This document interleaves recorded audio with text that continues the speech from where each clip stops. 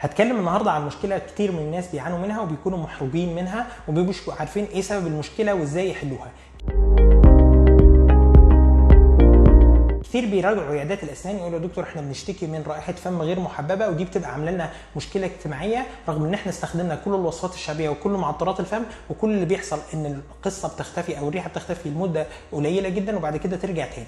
خليني في الاول افهمك ان الموضوع فيه تفاصيل كتيره واسبابه حاجات كتيره، بس كل الوصفات الشعبيه وكل معطرات الفم هي بتغطي على المشكله ومش بتحل لك السبب الرئيسي. بره وفي الدول الاوروبيه في عيادات متخصصه اسمها هاليتوزيس كلينيك، ودي فيها كذا تخصص طبي لحل المشكله اللي عندك. مشكله رائحه الفم الغير محببه هي بترجع لاسباب فمويه واسباب غير فمويه، واحنا متفقين هنا ان احنا النهارده بنتكلم على الاسباب المزمنه. يعني لو انت لسه صاحي من النوم او ما اكلتش لعدد ساعات طويله فوارد جدا ان يكون في رائحه، وده امر طبيعي، ومجرد ان انت هتعمل براشنج لاسنانك او نشاط اللعاب هيزيد رائحه الفم دي هتختفي بصوره كبيره. النهارده جاي اختصر لك الاسباب الغير فمويه، يعني ممكن تكون بسبب مشكله صحيه عامه او بسبب ادويه معينه انت بتاخدها ممكن تسبب لك رائحه الفم. في الاول هتكلم على مشاكل الجيوب الانفيه والتهاباتها المزمنه او اللحميه، وده بسبب ان هي بتعمل تراكم للسوائل والمخاط، وبالتالي البكتيريا بتنشط في البيئه الرطبه دي وتعمل لك الرائحه الغير محببه.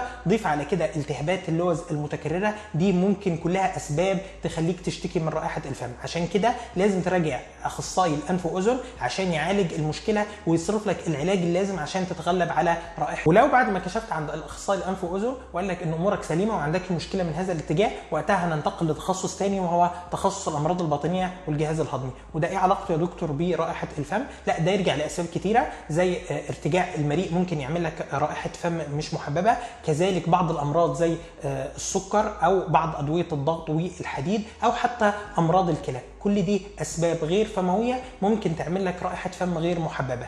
ضيف على الاسباب دي في بعض العادات زي التدخين او حتى شرب القهوه والكافيين بصوره متكرره على مدار اليوم، لان الكافيين بيعمل جفاف في الفم ويقلل نشاط اللعاب، وبالتالي البكتيريا تنشط ورائحه الفم تزيد بصوره غير محببه. وعشان تتغلب على المشكله دي حاول ان انت تستبدل مشروبات الكافيين والقهوه بمشروبات ثانيه، او على الاقل حاول ان انت تشرب ميه بعدها.